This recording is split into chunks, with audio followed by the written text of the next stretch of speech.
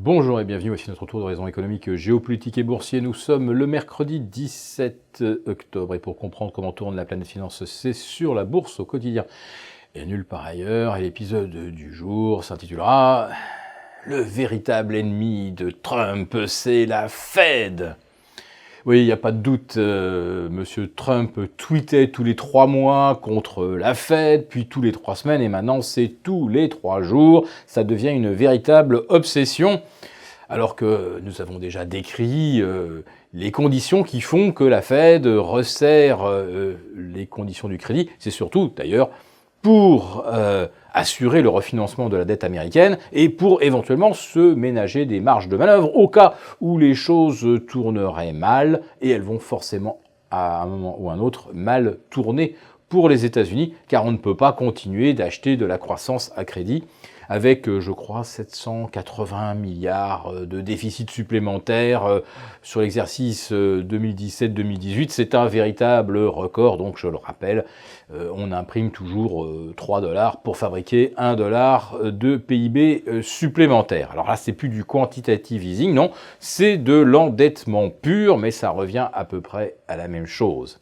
Alors Monsieur Trump, effectivement, il a raison quelque part quand même. Si les choses tournent mal, ça sera parce que la Fed a monté les taux.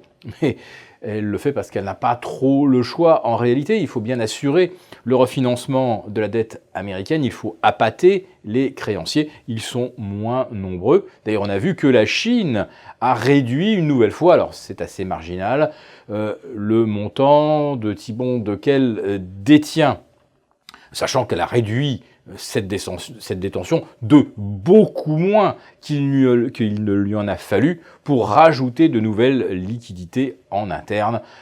La Chine qui se lance dans une course à l'endettement absolument vertigineuse, et heureusement que la Chine elle évolue un petit peu en autarcie et qu'elle ne risque pas de subir des attaques contre le yuan. Attaque d'ailleurs que la Banque centrale chinoise s'empressera de combattre si on se rapproche du seuil des 7 contre 1 $, car elle ne peut évidemment pas s'exposer à l'accusation de manipuler sa devise, ce qui pourrait alors justifier toutes les représailles américaines, et notamment celles de Trump à l'encontre des exportations chinoises. Donc si la Fed monte les taux, c'est qu'elle n'a pas trop le choix, et que pour l'instant, tout le monde courbe les chines, ou tout le monde, au contraire, considère que ce n'est pas si grave, puisque le rythme de la hausse des taux reste inférieur, ou restait inférieur, au rythme de progression des actions américaines, ce qui n'est plus le cas. Mais bon, même après correction, le Nasdaq gagnait encore 9 à 10% cette année. Et hier soir, le Nasdaq a repris pratiquement 3%, personne ne l'a vu venir. Et d'ailleurs, ce n'est même pas un résultat publié par une vedette du Nasdaq qui a fait flamber l'indice des technos. Non, c'est Morgan Stanley.